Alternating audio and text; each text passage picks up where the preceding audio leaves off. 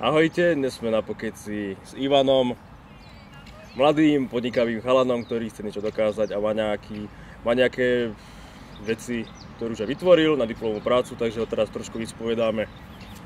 Takže čau. Čau Mišo, tešíme. Aj mňa. Tak. Takže povedz nám niečo o sebe, predstav sa a tak. Tak, volám sa Ivan Kubové proste a momentálne študujem pedagogickú fakultu na Univerzite Komenského, učiteľstvo výtvarnej výchovy. A teda, ako si spomenul, v rámci diplomovej práce som mal vytvoriť kreatívnu stavebnicu. A neviem, asi radšej by som sa bavil viacej o nej ako o mne. Leda, že by si mal niečo konkrétne, čo sa Nie, chceš ako spýtať. len pre našich divákov, aby trošku vedeli, čo si zač, kto si, či si reálny. Som reálny. Nie je virtuálny. Nie som 3Dčku spravený. A no, tak študujem toto. Predtým som študoval animáciu, veľmi ma baví 3D grafika a vôbec počítačová animácia. Rozhodne nerobím web design, na to som lama, to neviem. A mám rád zvieratka, choval som 2 potkanov, bohužiaľ už zomreli. A neviem, to je asi všetko. OK, tak prejdeme tej tvojej diplomovej práci, povedz nám niečo o nej teda. Takže jedná sa teda o autorskú stavebnicu, ktorej základný princíp spočíva jednoducho v tom, že využívame materiál, ktorý je jednoducho ľahko dostupný a lacný hlavne. Je to obrovská výhoda, pretože vieš, teraz keď si napríklad máš Lego a kúpiš si jedno balenie, dajme tomu za 40 €, tak máš tam jednoducho obmedzený počet dielikov, ktorých Je ich tam málo väčšinou, hej. Áno, je ich tam málo a proste nevyrobíš si žiadne ďalšie, musíš si kúpiť ďalšiu stavebnicu. Kdežto princíp, ktorý prišiel, akože Makedo prišlo prvé s týmto princípom, spočíva v tom, že stavebnica spočíva iba v základných nejakých stavebných dielikoch, ktorým potom spájaš ostatný dostupný materiál. Ako Makedo využíva kartóny, rôzne CDčka, obaly od vajíčok, plastové poháriky, všetko možné, do čoho sa dá proste spraviť dierka a dá sa to nejako spojiť. No a prebrali sme tento koncept, aplikovali sme ho výlučne teda na špajdle, avšak akýkoľvek typ špajdiel, s tým, že deti si môžu vytvárať rôzne ako keby sieťové konštrukcie, môžu si špajdle si môžu zlomiť, môžu ich rôzne ohýbať, môžu robiť rôzne kinetické zostavy, nejaké mechanizmy ako žeriavy alebo katapulty, môžu robiť nejaké lietadlá, ktoré by mali, neskúšal som to, netestoval som to, ale mali by vedieť ako reálne lietať, tam sa to podľa mňa dá, vieš, zalomiť tak, áno, lebo keď si vytvoríš nejakú konštrukciu, tak ty ju vieš potom preklopiť na papier, obkresliť si ten tvar a prilepiť to tam lepiacou páskou. No tak. A tak to vlastne úplne konštrukcia kvázi. Je to taká konštrukcia. Je to ako keď si predstavíš staré modely atómov, vieš, alebo niečo také, že... Tiež ma to napadlo akurát. Áno, alebo didaktická pomôcka na chémii, tak to boli tiež nejaké také guličky pospájane. Hej, tie modely také. No, tak toto je niečo podobné, veľmi niečo podobné, ale je to rozšírené teda od tie nejaké ďalšie kolby a nejaké takéto. A máš tu niečo, nejakú vzorku toho? Môžeš nám kľudne ukázať? Mám tu iba takéto 3D vytlačené kolbiky, bohužiaľ už teda všetky ostatné som ukázať na kameru. Musel som, vážení diváci, už odovzdať svoju diplomovú prácu, takže toto je všetko, čo mi ostalo. A tu môžeme hen vidieť trošku proste maličký jeden dielik.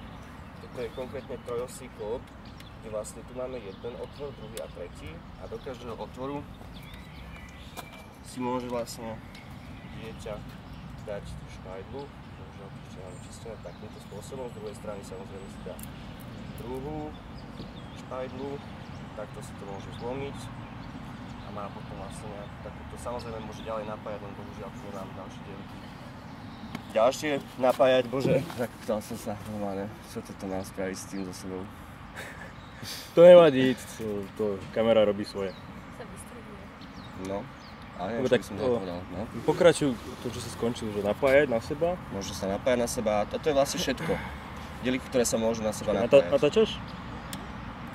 No a samozrejme tento dizajn má viacero nevýhod, keďže bambusové špajdle majú veľkú variabilitu šírky proste medzi kusmi a ešte aj na proste samotnej dĺžke. Aj sám si môžeš pozrieť, že tá špajdla ona je proste dosť krivá a tieto dieliky ešte akž tak fungujú. Oni majú to svoje konické zúženie dovnútra, takže relatívne sa tam zmestí akákoľvek špajdla. Hej, tie tenšie, tie už tam dosť tak slabšie držia. Takže nemusí byť len bambusová špajdla. Nemusí byť bambusová, len existuje ešte jeden dielik, ktorý je vlastne iba takýto maličký valec s otvorom a slúži na to, aby ti, keď si dáš nejaké koliesko sem, tak aby ti nependlovalo po celej dĺžke, tak ho zafixuješ v nejakej polohe. No a tým, že ona je tá špajdla rozlične hrubá, tak ten zaisťovák nemôže prejsť niektorými miestami, na niektorých miestach je voľný, vieš, je to proste problém. ktorý vychádza zo samotnej podstaty toho materiálu. A zároveň aj tá gulička je veľmi krehká a naozaj sa bojím toho, že keby na to dieťa nejak vstúpi alebo spadne, tak si môže dosť vážne ublížiť. Akože nie je tak, že by ho to zabilo nebo daj, ale krv by asi tiekla, vieš. Aha, no tak by to bolo čajem od 5 rokov, alebo... No aj to, len tomu sa nevidíš, vieš, aj dospelý človek, hoci kedy vstúpi na Lego, alebo si vrazí malíčkom do stola. Tak to už je jeho problém, no. Hej. Práve že neviem, efektívne sme to vyriešili tou gumou. Ináč celkom zaujímavé, prišiel som na to len tak, že som sa hral s papučou, Crocsou svojou, vážne. A proste elastický materiál má presne túto výhodu, vieš, že keď na ňo vstúpiš, tak sa maximálne poškodí ten dielík, ale tebe sa ako užívateľovi nič nestane. A nehovoriac o tom, že to dostalo tú skákavú vlastnosť, hej, že proste že to hodíš o zem a on to zrazu skáče, lebo je to z elastického materiálu. A veľmi pekne to rieši aj ten problém s tým zaisťovákom, hej, že tie špajdle majú rozličnú hĺbku, lebo on sa roztiahne ako je treba a potom sa znovu stiahne. Zaujímavá vec každopádne. A musím vás ináč pochváliť proste za túto vašu prácu, lebo presne ako ste povedali, že a síce sa tam momentálne nejak, akože čo sa týka finančnej zbierky, to stagnuje. Ale tým, že som to zdieľal aj na svojom Facebooku, aj moji kamaráti to zdieľali na svojich Facebookoch, dostal som sa do kontaktu s človekom, Žiari nad Hrodom, ktorý proste pracuje presne v tomto odbore, nejaký materiálový expert alebo čo, tak nám ponúkol proste možno, že to môžeme vytlačiť nejaké formy u neho a zároveň aj sa s ním poradiť o tom, aký materiál použiť alebo čo. Všetko na báze dobrovoľníctva. Takže chce podporiť nejakú dobrú vec. Chce to podporiť. Super, to sme aj my radi, že tak sme ti mohli pomôcť. Jediné, čo za to chce, je, že si to môže uviesť potom ako prípadovú štúdiu. A čo samozrejme, že môže. Nie je problém. Presne, jasné. Super, tak to bolo vlastne aj o tom projekte. Takže momentálne Ivanov projekt beží, kto chce, môže to podporiť dobrovoľne. Máš tam nejaké odmeny, ak sa nemýlim? Prosím? Máš tam nejaké odmeny? Áno, mám tam samozrejme aj odmeny, treba to. Stavebnica je to, čo môžem ponúknuť. A v podstate stačí na to, aby sa vyzbierala na nejaký jeden výtlačok, aspoň proste na jednu formu z každého typu dieliku. A ja môžem potom, síce to bude trvať dlhšie, ale môžem už vlastne produkovať tú stavebnicu tým ľuďom ako odmeny. A odvážil som sa im ponúknuť ako odmenu, napriek tomu, že tam uvádzate, že aj keď sa nenaplní ten rozpočet, tak ja musím splniť záväzok tých odmien. Nebojím sa to aj napriek, akože hlavne kvôli tomu, že viem, že on sa to, či už cez Idea Starter alebo nejak inak dokope. Takže ja viem, že tá stavebnica sa bude vyrábať. Určite áno. No proste už máš aj, ak si povedal, nejaký ten kontakt, takže už sa to rozbehlo a to je hlavné. Presne tak. Bol som ešte aj za človekom, ktorý má na starosti Makedo distribúciu na Slovensku. Ľubo Tomko sa volá. A povedal mi v podstate, ukázal som mu iba tento 3D vytlačený dizajn s tým, že akože povedal mi, že určite o to má záujem. Ponúkol mi distribučné kanály svoje, ale však za podmienky, že ju musím redizajnovať, jednak aby toto vyzerá tak veľmi technicky, vieš, že to také tvrdé, aby to bolo také krajšie na pohľad. Áno, aj pre deti, vieš, obleh rámy proste a farebne to rozlíšiť a proste, že ju mám redizajnovať nejakým spôsobom a potom sa mám ozvať a keby to bolo veľmi, veľmi dobré, tak sa to môže poslať tomu typkovi, čo vymyslel celé Makedo do Austrálie. Super, takže hovorí, že ak pôjde všetko ako má, tak sa tým môžeš raz živiť. No áno. Čiže bolo super určite. Áno, nepozerám sa síce na to z tohto hľadiska, ale skôr to chcem vidieť, ja už sa s tým chcem zahrať, krucina. Ja už sa s tým vážne chcem zahrať, aj kopec mojich ľudí okolo mňa proste tiež a sa neviem dočkať. A určite by to bolo také zadosťučinenie, keby ideš do obchodu ako hračkárca, vidíš tam vlastne svoj výtvor. No jasné. Tak je to niečo vlastne ako tvoje dieťa, ktoré sa stalo realitou, áno?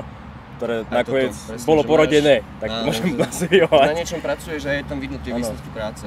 Ale zadosťučinením bolo aj keď som vlastne v rámci toho pedagogického prieskumu bol v školách, v školských kluboch detí a samozrejme jedna z otázok bola, že či bolo to poštruktúrované interview s pedagogickým pracovníkom tamajším, keďže teda tie dieliky nemám tak, ako by mali byť na pozorovanie pre deti, tak sa pýtali vychovávateľov a bola aj otázka, že čo si myslíme o rizikách, alebo že či si myslíme, že by mali deti problém s lámaním tých špajdiel. A oni samozrejme všetci zavolali tie deti a nechali ich deti, nech sa s tým hrajú chvíľu a bolo úžasné sledovať, že tie deti to naozaj bavilo. Proste normálne im robilo rozkoš, proste zlomiť si tú špajdlu, nastrčiť to tam, robili tam... Je to kreativita, čo je aj pre deti ako super. Ako robili blúdy, lebo však nič iné robiť nemohli, nemajú tú guličku na to, aby mohli robiť niečo, ale napriek tomu ich to bavilo a bolo to pre nich podnetné, že...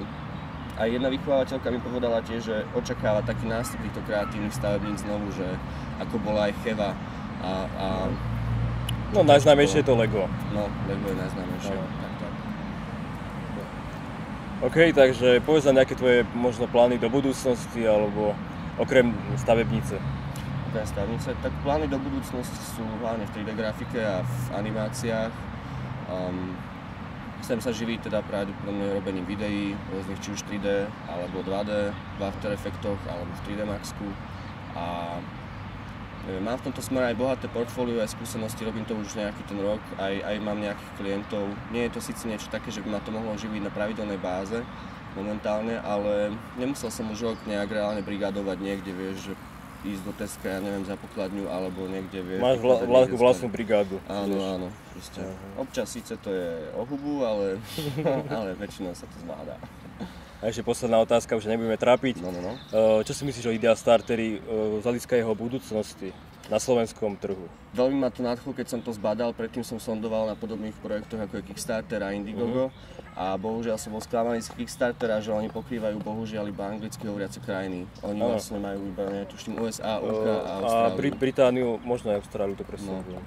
A myslím si, že to je úplne skvelý nápad, až videl som, že akože tam sa to hýbe proste a je to okrem iných vecí, ktoré samozrejme aj vy spomínate na svojej stránke, má to aj neskutočnú výhodu v tom, že človek môže reálne takto odsledovať, aký má záujem v širšej verejnosti. Je to presne tak, ako spomínate, že človek môže ísť s kožou na trh a odsledovať si, aký reálny záujem majú tí ľudia o jeho produkt, o jeho službu.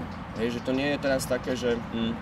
Áno, je to zároveň ako dotazník, alebo... Áno, ako môže tak nazvať. Poskytujem mu tú spätnú väzbu. Áno, presne tak. Takže to a je to určite dobrý nápad, proste, že takto sa môžu vlastne nazbierať nejaké finančné prostriedky od ľudí, ktorí sú do toho osobne zainteresovaní, lebo samozrejme, kto nechce, nemusí prispieť. Jasné, je to dobrovoľnej báze. No. A môže vlastne nejaký zaujímavý projekt takto ožiť. Niečo, čo možno uľahčí každodenné životy, vieš, proste ľudí, čo by inak sa nemohlo realizovať. Takže ďakujem ti za rozhovor. Ja ti ďakujem tiež, Mišo. Toto bol Ivan.